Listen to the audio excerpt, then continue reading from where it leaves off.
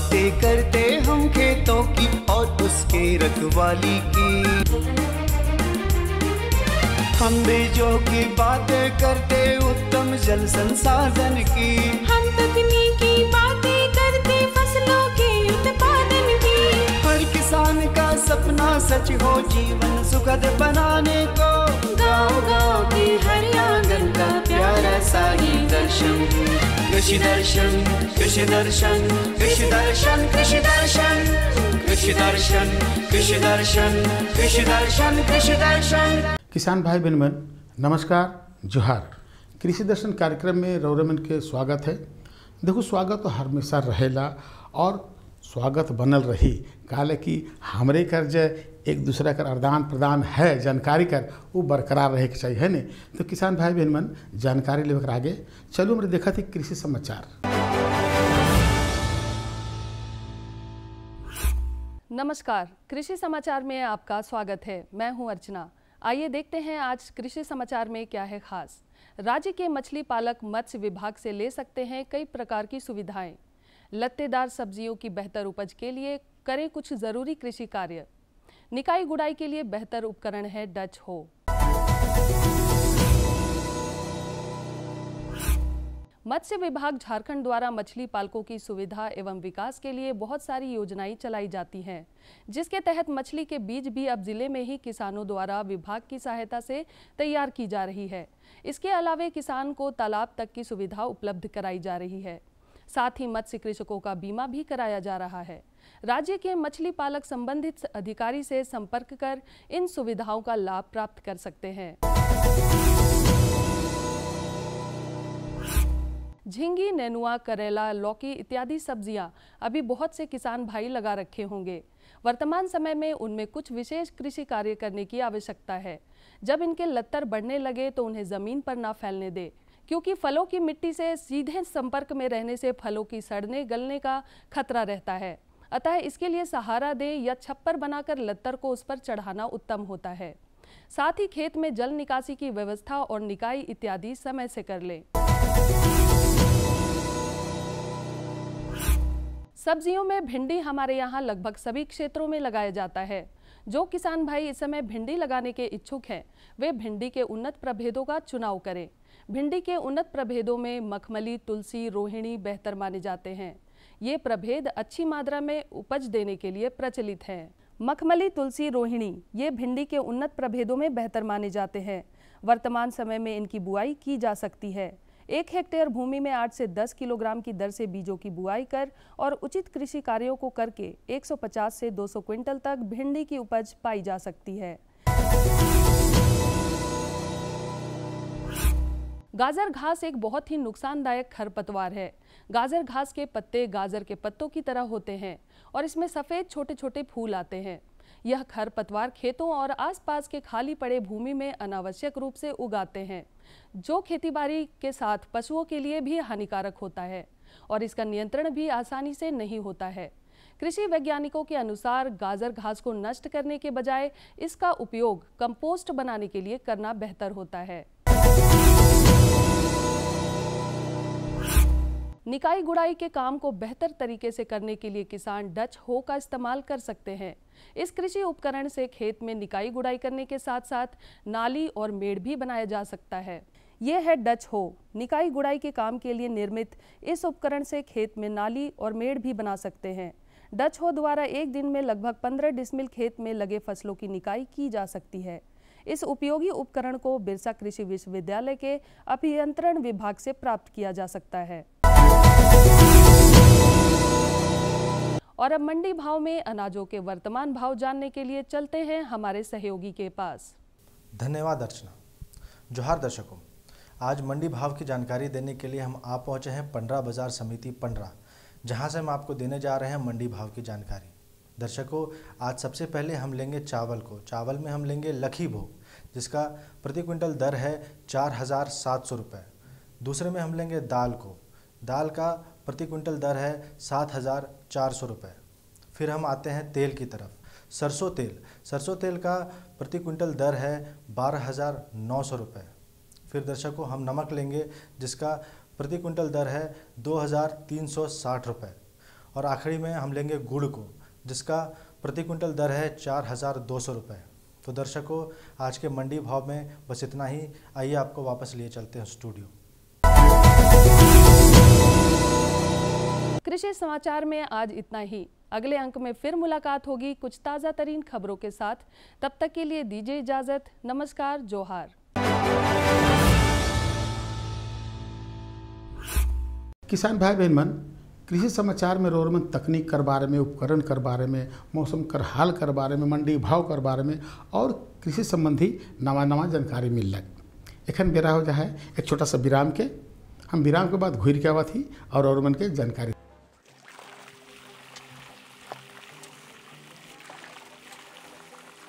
अरे भैया, अरे आओ आ मुन्ना आओ। कैसे आना हुआ? अरे वो राजू कह रहा था कि तुम धूप से चला रहे हो पंप, कोई जादू है का? अरे जादू वादू नहीं है, ये प्रधानमंत्री कुसुम योजना है। ये क्या है? अरे इस योजना में किसानों को सोलर सिस्टम लगाया जाता है ना, जिससे पंप चलता है। इसी को कहते हैं सोलर पंप। सोलर पंप माने धूप से चलने वाला? हाँ, धूप से चलने वाला है। चलो दिखलाते हैं, चलो आओ आओ मुन्ना। देखो यही है सोलर पैनल, यही बिजली बनाता है और पंप को चलाता है। ठीक है, चलो नीचे और दिखलाते हैं। चलो आओ मुन्ना, इधर आओ। ये देखो सोलर पैनल से इसमें आया बिजली। ठीक है, इसको स्टार्ट किए और सोलर पंप चालू। समझ गया? अब चलो आगे। देखो ये कुएं में लगा है सोलर पंप। ठीक है, और आगे दिखलाते हैं। ये है फर्टिलाइजर टैंक। ठीक है, इसमें खाद डाल देने से खेत में बराबर खाद मिलता है। समझा? आगे आओ।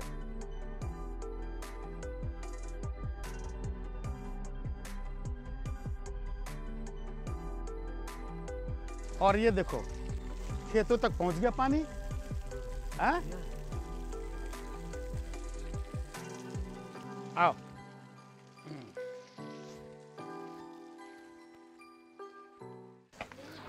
विराम के बाद रोरमन के फिर से स्वागत है। तो किसान भाई बहन मन, चलू अपन कार्यक्रम के हम आगे बढ़ा थी जानकारी की ओर। आज जो जानकारी हम लेके आ ही रोरमन ले, वो बहुत सुंदर है ने। इकर में बहुत किसान भाई बहन मन इके जानत हैं या बहुत किसान भाई बहन मन नहीं जानत है, मगर जिसकी जानकारी नखे ओके हम बताए देवाती है ने कि ये जानकारी बहुत सुंदर है। इके रोरमन जरूर देखब है ने, और इकर उपयोग भी करना रोरमन के जरूरी है। तो किसान भाई बहन मन, नैनो यूरिया कर जे उपयोग है, इकर लाभ कर बारे में रोरमन नैनो यूरिया कर बारे में सुन ही। जब मन सुन है ओकर तो फायदा हाले है, और जब मन नहीं सुन है ओके ई कार्यक्रम के देखना बहुत जरूरी है ने। तो चलू ई नैनो यूरिया खाद जो है इकर बारे में रोरमन के हम फीचर कर माध्यम से इकर जानकारी दिवा थी। नैनो यूरिया एक तरल उर्वरक है। इसके उपयोग से उर्वरक लागत में कमी आती है और उपज अधिक मिलती है। इसके साथ साथ प्रदूषण का प्रभाव भी कम पाया जाता है। इसके प्रयोग से अन्य उर्वरकों की उपयोगिता क्षमता और उपज क्षमता में बढ़ोतरी के साथ साथ फसल गुणवत्ता में भी सुधार देखा जा रहा है। दर्शकों नमस्कार, कृषि दर्शन कार्यक्रम में आप सभी का स्वागत है। आज हम पहुंचे हुए हैं तिलका मांझी कृषि महाविद्यालय गोड्डा में, और हमारे साथ हैं यहाँ के प्रोफेसर डॉक्टर अमृत कुमार झा जी, जिनसे हम बातचीत करेंगे और जानेंगे कि नैनो यूरिया का कृषि में किस प्रकार से प्रयोग किया जाए और इससे किस प्रकार का लाभ है। सर, आपका हमारे कार्यक्रम में बहुत बहुत स्वागत है। सबसे पहले तो हम आपसे ये जानना चाहेंगे कि नैनो यूरिया होता क्या है। नमस्कार किसान भाइयों। नैनो यूरिया जो हम लोग यूरिया अपने फसलों में प्रयोग करते हैं, उसी का तरल रूप है। यूरिया से किसान भाई परिचित हैं, तो ये कोई नया नहीं है। ये जो ठोस यूरिया है वही जो है वो तरल के रूप में है। तो जैसे कि एक तो ठोस रूप हो गया जो कि हमारे किसान भाई जानते हैं, लेकिन तरल रूप में जो आपने बताया, तो तरल रूप का जो प्रयोग करेंगे हमारे किसान भाई, वो किस प्रकार से करेंगे? क्योंकि अगर जो आमतौर पर किसान भाई जो हमारे हैं वो यूरिया का प्रयोग करते हैं, तो वो एक मात्रा होती है। इसको किस प्रकार से प्रयोग करेंगे कि फसलों को लाभ पहुँचे, इसके बारे में बताएं। किसान भाइयों, आप लोग यूरिया से परिचित हैं और यूरिया का प्रयोग हम लोग अपनी खेती में क्यों करते हैं वो भी आप लोग अच्छे से जानते हैं। यूरिया में जो है वो नेत्रजन तत्व मौजूद रहता है और वो फसलों के बढ़वार के लिए काफ़ी आवश्यक है। जब हम लोग अपने खेतों में यूरिया का प्रयोग करते हैं तो यूरिया जो है वो 30 से 40% पौधों को उपलब्ध होता है। कहने का अर्थ ये है कि यदि हम लोग अपने खेतों में 100 किलोग्राम यूरिया डालें तो उसमें से 30 से 40 किलोग्राम ही पौधों को वो प्राप्त होता है और बाकी जो यूरिया है वो यदि खरीफ मौसम में आपने फसलों में प्रयोग किया है तो वो जल के साथ घुल करके जल स्तर में चला जाएगा, जो भूगर्भ में जो जल है उसमें चला जाएगा। यदि रबी मौसम में जिसमें आपके गर्मी रहता है और नमी जो है वो खेतों में कम रहती है तो उस समय जो है ये अमोनिया गैस बन करके वायुमंडल में चला जाता है। तो 100 किलोग्राम जब हमने प्रयोग किया तो समझिए कि 60 किलोग्राम का पैसा जो है वो हमारा या तो पानी में चला गया या फिर हवा में चला गया। तरल जो ये यूरिया है जिसको हम लोग नैनो यूरिया के नाम से जानते हैं, इसका जब हम लोग प्रयोग करेंगे तो 90% जो है यूरिया नाइट्रोजन वो हमारे फसलों को मिलेगा।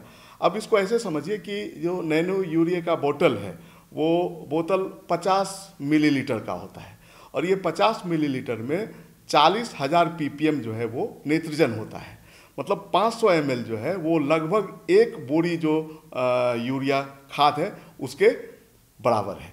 तो हम इसका जब प्रयोग करेंगे तो अभी खेती में लागत में वृद्धि हो रही है और किसानों को उतना फ़ायदा नहीं हो पा रहा है। तो किसानों की आय वृद्धि के लिए हमें खेती में जो लागत है उसको कम करना है और नैनो यूरिया का प्रयोग करके, चूँकि इसमें जो नेत्रजन की उपलब्धता है वो पौधे को अधिक है, तो जो यूरिया हम लोग प्रयोग करते हैं मात्रा जो उसमें कमी आएगी और मात्रा में कमी आने के फलस्वरूप जो है वो लागत मूल्य में कमी होगी। कृषि विशेषज्ञ कहते हैं कि नैनो यूरिया के प्रभावी उपयोग के लिए ये जानना बहुत आवश्यक है कि इसका उपयोग कब और कैसे करें। नैनो यूरिया की एक बोतल का प्रयोग कम से कम 1 बैग यूरिया की जगह ले सकता है। नैनो यूरिया का प्रयोग रबी की फसल में बहुत लाभदायक होता है। जो भी आपके धान्य फसलें हैं, जैसे चावल की बात करें, जैसे गेहूं की बात करें, मक्के की बात करें, तो ये सभी फसलों में जो है जैसे यूरिया का प्रयोग होता है उसी तरीके से जो है आप नैनो यूरिया का भी प्रयोग कर सकते हैं। हर एक फसलों के लिए कृषि विश्वविद्यालय से अनुशंसा होती है कि आप कितना नाइट्रोजन डालेंगे, कितना स्फूर डालेंगे, कितना पोटास डालेंगे। नैनो यूरिया का जो अभी तक जो शोध हुआ है उसमें इसकी अनुशंसा की गई है कि किसी भी फसल में आप 1 लीटर पानी में 4 ml जो है वो नैनो यूरिया मिलाएं और इसका प्रयोग जो है, इसका छिड़काव आप पूरी फसल अवधि में 2 बार करें। एक बार जो है वो जब आपने फसल लगा लिया हो या रोपा कर लिया हो, जैसे धान की बात करें तो आप 30 दिन के बाद, और दूसरा जो है जब उसमें फूल निकलने वाले होते हैं तो उस स्टेज में, उस अवस्था में जो आप इसका प्रयोग कर सकते हैं। अभी देखिए, मैं किसान भाइयों आपको एक चीज़ बताना चाहूँगा कि जो नैनो यूरिया है वो हम लोग फसलों के ऊपर, पौधों के ऊपर उसका छिड़काव करते हैं। जो हमारा फसल का उत्तक है उसमें वैक्यूल हम लोग बोलते हैं और ये नैनो यूरिया, चूँकि नैनो नाम है तो आप समझ लीजिए कि ये पार्टिकल जो है बहुत इसका साइज़ कम होता है। तो ये जो नैनो यूरिया पार्टिकल है वो उस वैक्यूल में चला जाता है और जब पौधों को नाइट्रोजन की आवश्यकता होती है तो वहाँ से ये रिलीज होता है। तो जैसा मैंने आपको कहा था कि 90% तक जो है नाइट्रोजन पौधों को नैनो यूरिया से मिलता है, तो उसके पीछे यही जो है वो कारण है। तो मैं यहाँ पे आपको आश्वस्त करना चाहूँगा कि नैनो यूरिया का प्रयोग जो है वो अपने फसलों में करें। एक इसमें मिथ है, जैसे हम लोग अपने फसलों में यूरिया का छिड़काव करते हैं तो फसल जो है वो गहरे हरे रंग का हो जाता है और हमारे किसान भाई जो है वो हरा रंग देख करके खुश हो जाते हैं। लेकिन जब आप नैनो यूरिया का प्रयोग करेंगे तो वो हरापन नहीं दिखेगा।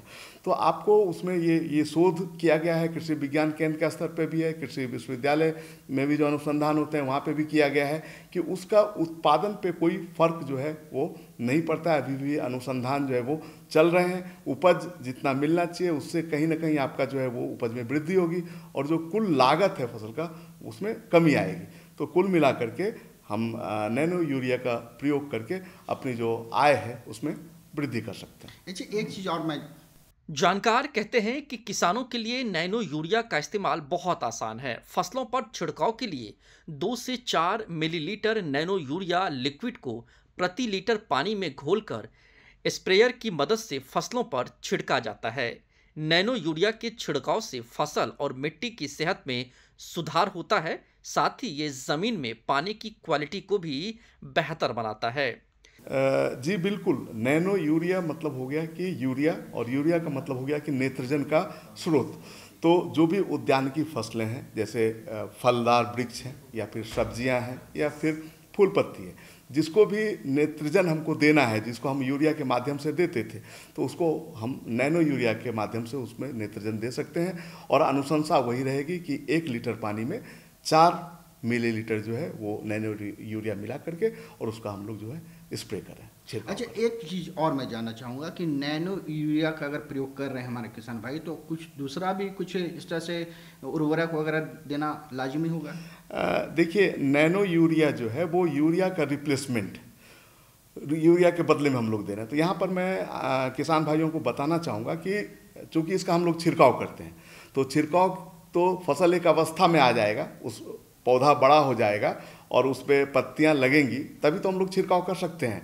तो नैनो यूरिया के प्रयोग से हम लोग यूरिया का प्रयोग बंद नहीं कर सकते, क्योंकि जो फसल का शुरुआती दौर है उसमें जो उसको नेत्रजन की आवश्यकता है, तो वो उसको कहाँ से मिलेगा। तो इसलिए बुआई के समय जो है अनुशंसित मात्रा का आधा, जैसे मान लीजिए कि धान के फसल में जो है जो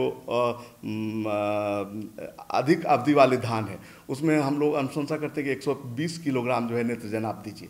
तो इस केस में, इस स्थिति में आप 60 किलोग्राम यूरिया जो है उसका प्रयोग करेंगे, जिस समय धान की रोपाई होगी, और 60 जो है उसके बदले हम लोग जो है वो 2 छिड़काव नैनो यूरिया का करेंगे। और जो दूसरे पोषक तत्व हैं स्फूर के लिए, पोटास के लिए, या जो सूक्ष्म पोषक तत्व हैं, वो तो जैसे हमारे किसान भाई प्रयोग करते हैं उसी तरीके से इसको करते रहेंगे। अच्छा, तो मतलब आपने एक बहुत बड़ी बात बताई कि नैनो यूरिया का अगर हमारे किसान भाई प्रयोग कर रहे हैं तो उसके साथ यूरिया का भी प्रयोग किया जा सकता है।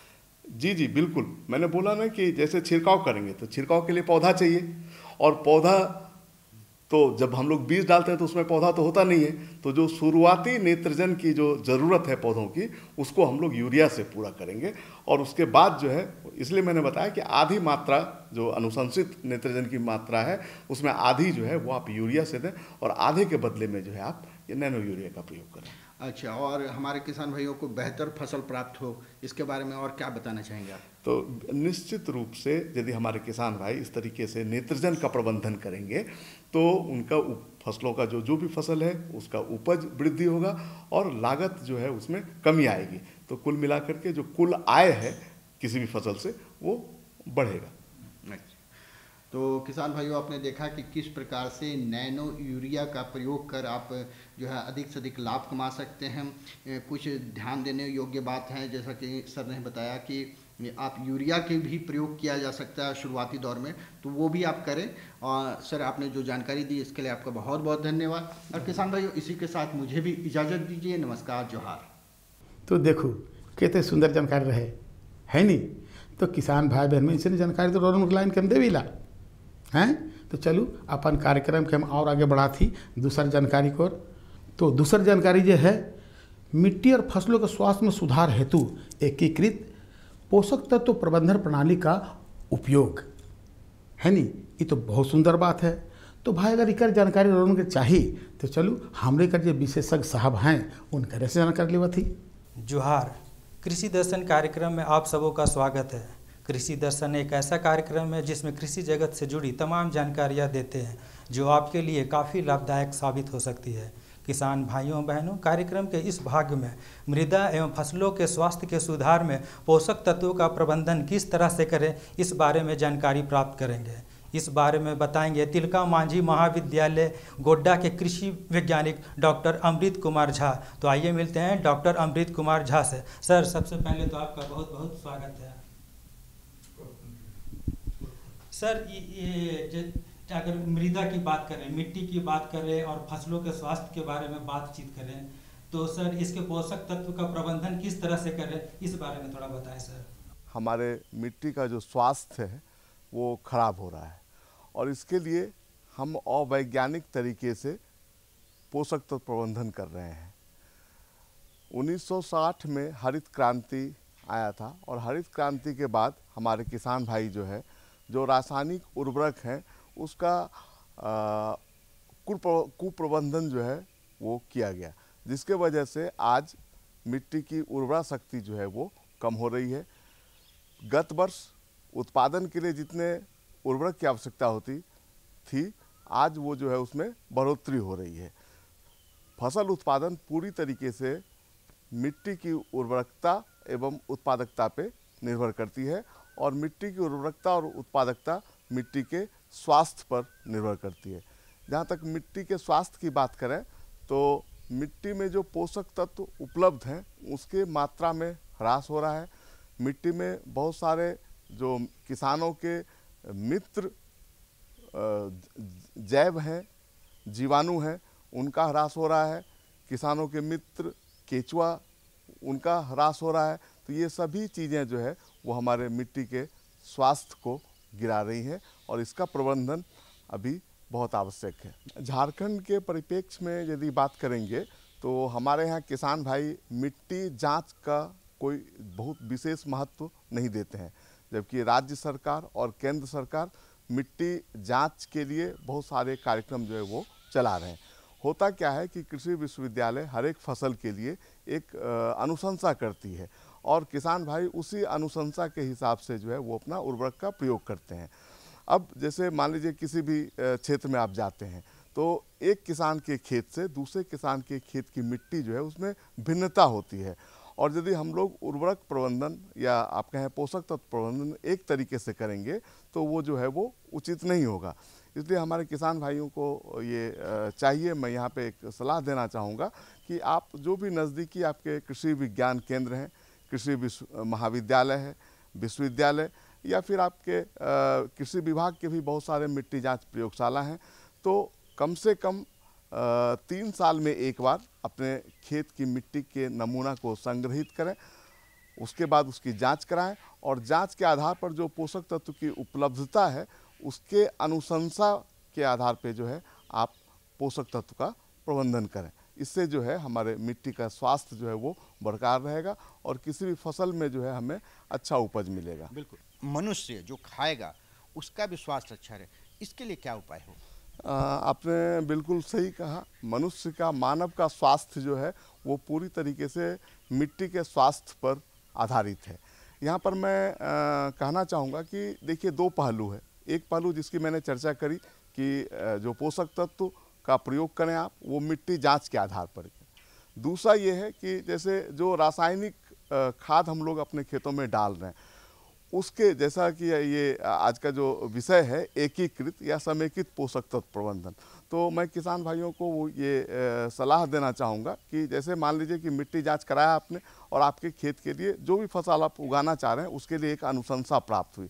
अब उस अनुशंसा में जो पोषक तत्व का हम लोग प्रबंधन करेंगे उसमें हम लोग ध्यान देंगे कि जो 75% जो पोषक तत्व हैं वो हम रासायनिक खाद के द्वारा दें और 25% जो पोषक तत्व है उसके लिए हम लोग जैविक स्रोत का जो जैव उर्वरक है उससे जो है वो पोषक तत्व की हम लोग आपूर्ति करें। उसके बाद जैसे मान लीजिए दलहनी फसल की खेती कर रहे हैं तो उसमें जो जैव उर्वरक हैं जैसे राइजोबियम बोलते हैं तो उसका प्रयोग करें। गैर दलहनी फसल में जो free living nitrogen fixing bacteria हैं बहुत सारे आज के समय में उपलब्ध है उसका प्रयोग करें। कहने का मतलब कि जो पोषक तत्व प्रबंधन करें उसमें रासायनिक स्रोत और जैविक स्रोत दोनों से।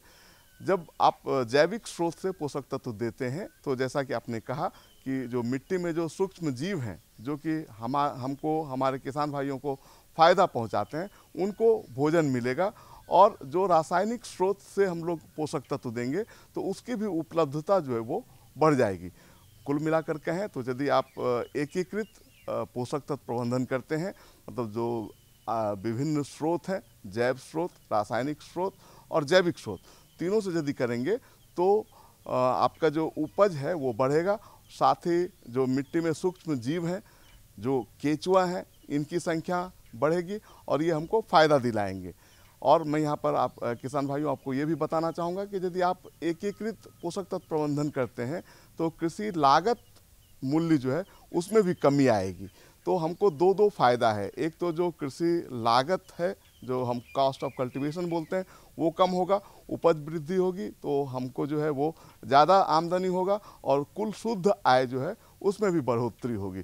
तो यदि हम लोग मिट्टी जांच करा करके पोषक तत्व का प्रबंधन, समेकित पोषक तत्व प्रबंधन या एकीकृत पोषक तत्व प्रबंधन करते हैं तो मिट्टी का स्वास्थ्य जो है वो भी बना रहेगा और हमारे किसान भाइयों की जो कुल आय है उसमें भी वृद्धि होगी। तो देखो आज दुयो जानकारी रोर को मिलक कैसे मिलक बेस है ने। अरे भाई सेले तो रोर के कहिला कि अगर रोर में कोई जानकारी है या हमरे से कोई जानकारी चाहे तो पता के जरूर लिखो। पता है कार्यक्रम कृषि दर्शन द्वारा केंद्र निदेशक दूरदर्शन केंद्र रातू रोड रांची और पिन कोड संख्या जरूर लिखब है नी। पिन कोड संख्या है 834001। आज रोरे मन मनोज वर्मा के इजाजत दो मकिल एहे दिना और एहे बेरा नवा जानकारी साथ और उपस्थित हो। तब तक नमस्कार, जोहार। कृषि दर्शन कृषि दर्शन कृषि दर्शन कृषि दर्शन कृषि दर्शन कृषि दर्शन कृषि दर्शन कृषि दर्शन।